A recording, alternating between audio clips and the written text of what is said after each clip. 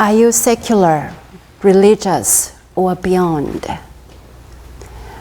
When you hear this question, most of us would like to define ourselves as beyond, because we probably do not want to be bound by a particular paradigm or belief system. We pursue freedom. Here at the temple, we try to keep our door unlocked during daylight hours. Many people appreciate coming here by themselves on their own time for individual meditation, but are reluctant to join our Dharma services. I often encounter folks who feel a need for community, but who don't want to be part of an organized religion. Some people thirst for spiritual community, but fear organized groups. We humans pursue a sense of belonging, but also wish not to be defined by or bound to a particular group. So, as a spiritual guide, what am I to do? Are you secular?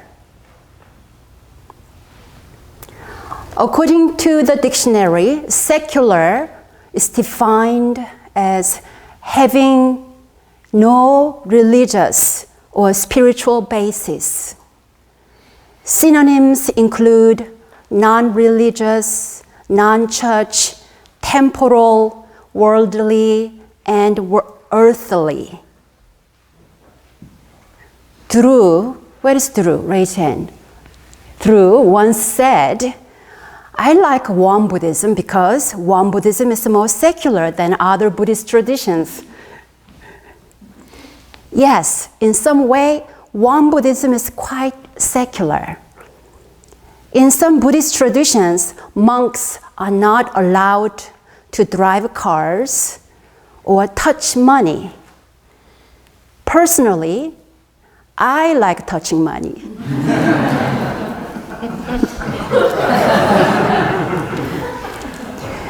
When you purchase something in the temple's little gift shop, I say, thanks for shopping here.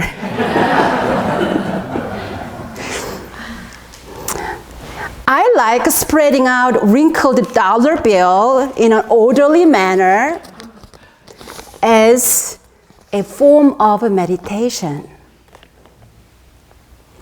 One of my other jobs is collecting the coins left behind. When there are enough pennies, nickels, dimes, and quarters, I count them and put them into paper rolls and take them to the bank. So if you have a loose change lying around and want to give it meaningful value, please feel free to bring it to me.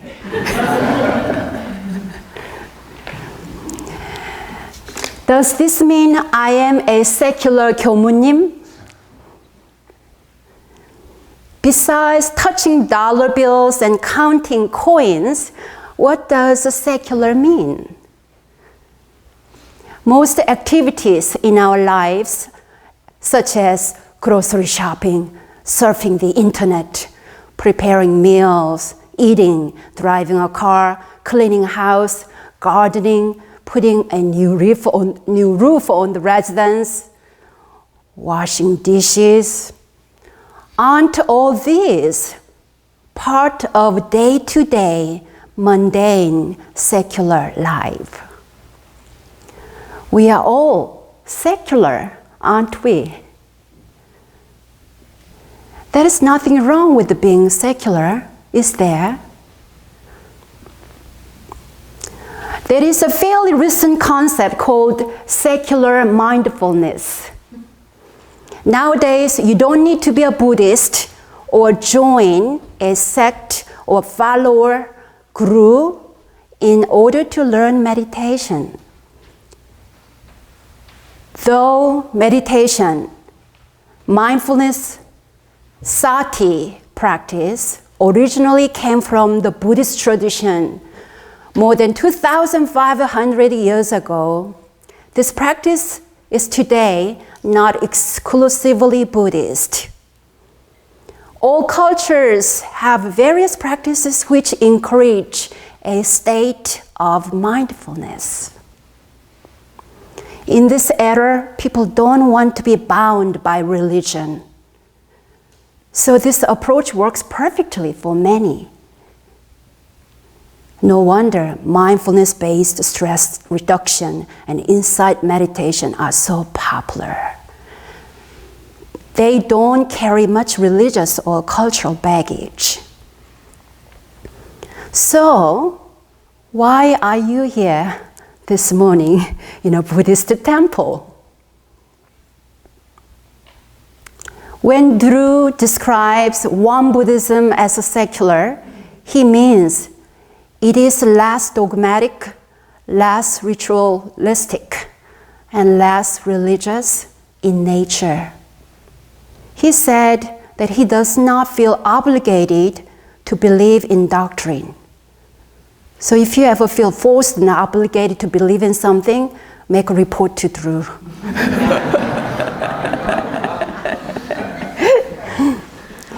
Drew also uses the term secular in the sense of a society founded on reason and scientific principles, unfettered by myth and magic. Are you religious? Anthony, are you religious? Sometimes. When I drive, I often listen to the radio. What station? Pop music. Also NPR or whichever station has the clearest reception. I often end up listening to Christian stations. I'm amazed at how strong their signals are. I'm also surprised at how many of these stations there are. Some gospel music is very beautiful. While listening, I feel inspired and think, wow, folks are really religious. If I keep listening to this channel, I may be converted. What does being religious mean? Again, back to the dictionary, being religious means related to or believing in a religion. Synonyms include pious, reverent, godly, God-fearing, holy, prayerful, church-going, faithful, devoted. These are good spiritual qualities. We human beings can be deeply religious beyond physical realm. There is nothing wrong with being religious, is there? However, if you have ever been disillusioned by religion, you might be defensive or reactive as soon as you hear the word religious. For myself, if I notice someone has a strong religious identity, I make an extra effort not to be an in-your-face Buddhist. So when a visitor seems to be less attached to a certain belief, in my heart, I can say, hooray, there is a good chance we can be a spiritual family. Spiritual. What does it mean for you to call yourself spiritual? Some of us like to say, I'm not a Buddhist. I'm not a Christian. I'm not religious. I am secular, but I am spiritual. As I have worked in the Dharma teaching business in this country, I've learned that if I use the word spiritual rather than religious, people seem more receptive, and I am considered a good teacher. So listen, how do these sentences sound to you? Being spiritual. Being spiritual encompasses both the concepts of being secular and being religious. I am a spiritual being in this physical world. This sounds nice, very comforting. We don't have to make a commitment to a certain group or idea.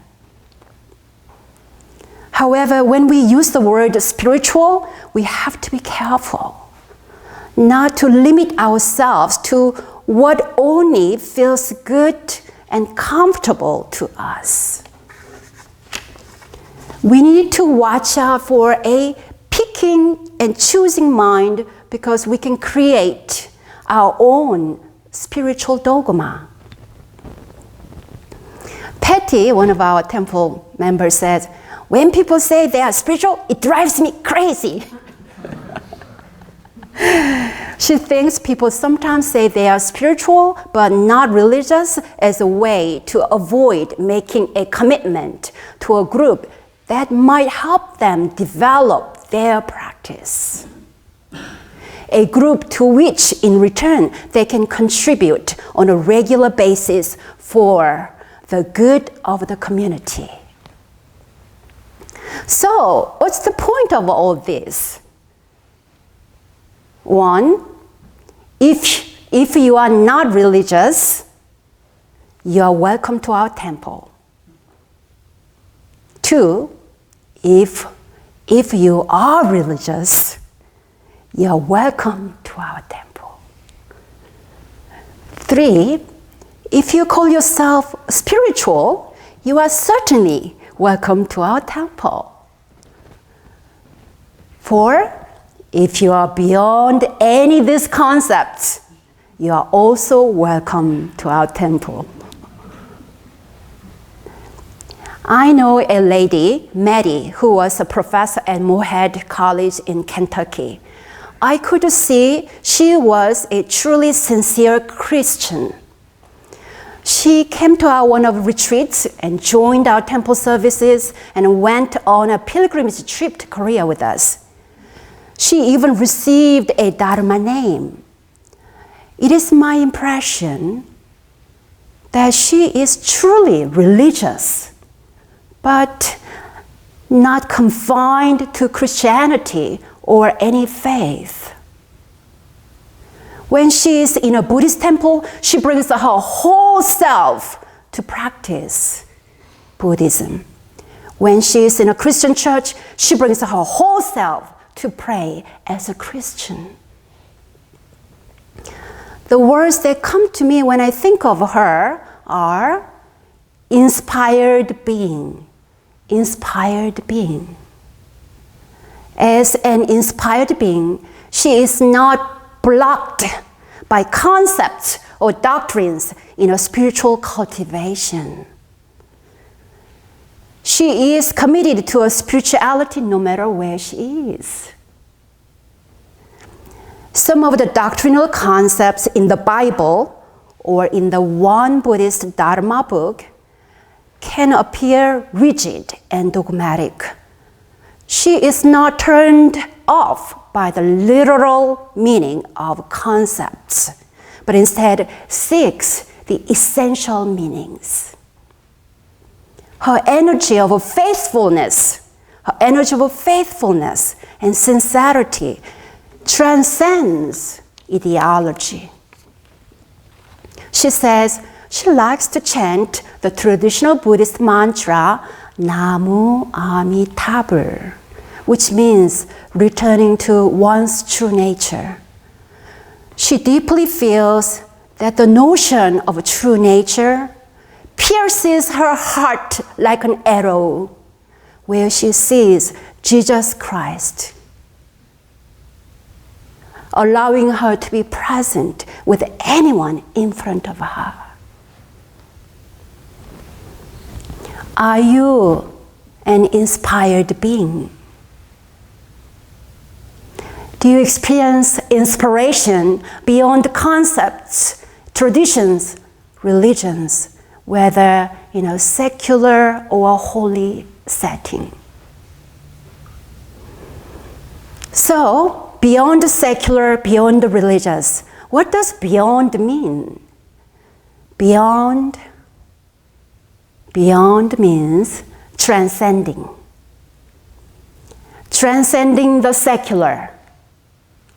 When our daily chores and life activities are executed without mindful consciousness, the secular life becomes holy practice.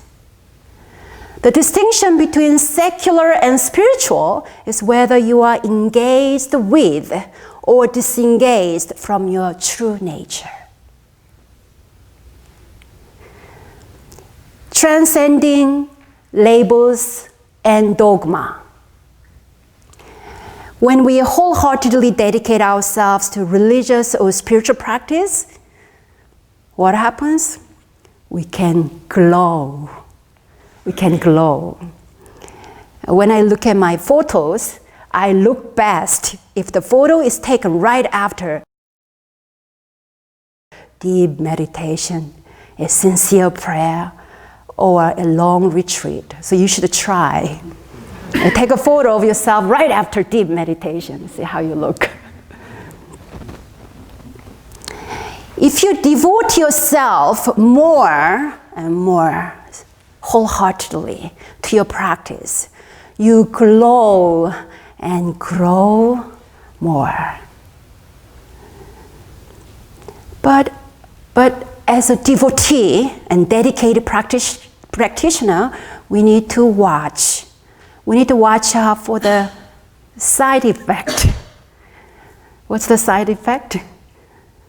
Side effect of becoming rigid about certain idea or traditions. In Buddhism, this is called pop-bak. Can you say? Pop-bak. Bound by Dharma. Once we are imprisoned by a religious ideology, it can create delusion and suffering. Therefore, once you establish a stable practice, you are encouraged to release your belief in Dharma. Then that becomes the ultimate Dharma. No Dharma is the highest Dharma. When we are beyond secular and beyond religious, what is that like? In WonGong Buddhism, the goal of our practice is to not differentiate secular from religious. Ordinary life and holy reverence for truth are not separate. Our religious practice and daily human affairs are not contradictory. Truth and life work together. Sotae-san, our founding teacher, explained the wholeness of a spirit and body in this way. In the past, no one living in the secular world was regarded as a follower of the way. Consequently, an evil custom of living in idleness was prevalent among those who called themselves followers of the way. This did much harm to individuals, families, societies, and nations. From now on, as the world becomes transformed, the religion of this new world should be a living one in which religious practice and daily secular life are not separate. Let us realize the truth through our activities in the physical world. In this way, our spirit and flesh will become one wholeness, and we will become of service to individuals, families, societies, and nations. Now, let me ask you again. Are you secular, religious, or what? If you feel you are in this world, but not of this world, then you are probably both secular and religious or spiritual by nature. There is nothing wrong with that, is there? We are spiritual, inspired beings in this physical world. We are physical beings in a spiritual world. Every step becomes holy dharma, no matter in what context or setting we find ourselves. We are one. We are whole. Wholeness of both spirit and flesh. Everywhere a Buddha, every act a Buddha offering.